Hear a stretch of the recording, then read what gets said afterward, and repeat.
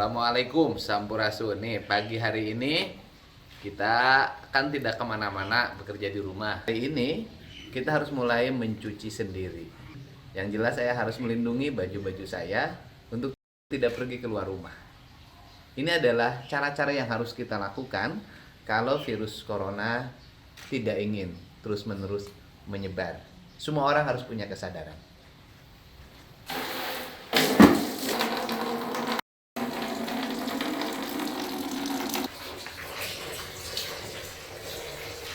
Penanganan corona itu diperlukan sikap-sikap yang rasional, medis, dan akademis.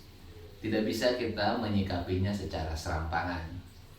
Dan yang paling penting di antara kita adalah bahwa jangan suka memperbandingkan ketakutan terhadap corona dengan ketakutan terhadap Allah Subhanahu wa Ta'ala, karena sangat berbeda kerangka berpikirnya.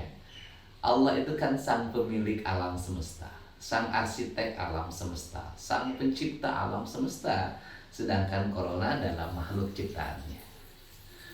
Bentuk penanganan corona itu bukan bentuk ketaatan pada corona, tapi justru itu adalah ketaatan pada kausalitas, pada hukum alam, pada hukum yang Allah tetapkan dalam sistem alam yang disebut dengan sistem sebab akibat.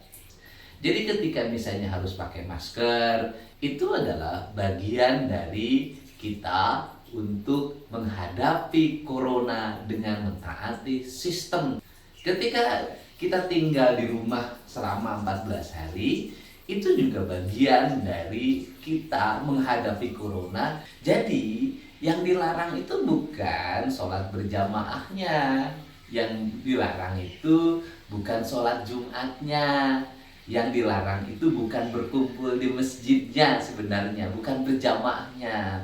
Yang dihindari itu adalah pertemuan, berkumpulnya orang dalam jumlah besar pada satu tempat. Secara kebetulan di antara tempat berkumpul itu adalah masjid, gereja, vihara, kelenteng, sehingga yang menjadi pantangan bagi kita itu adalah berkumpulnya. Kalau Anda mengatakan saya tidak takut dengan corona, takut itu ada dua kategori.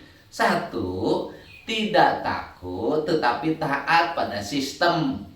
Bukan berarti kita harus nekat, kita harus taat pada protokoler bagaimana menghadapi virus corona. Ya, mengerti? Nanti kita nyuci lagi.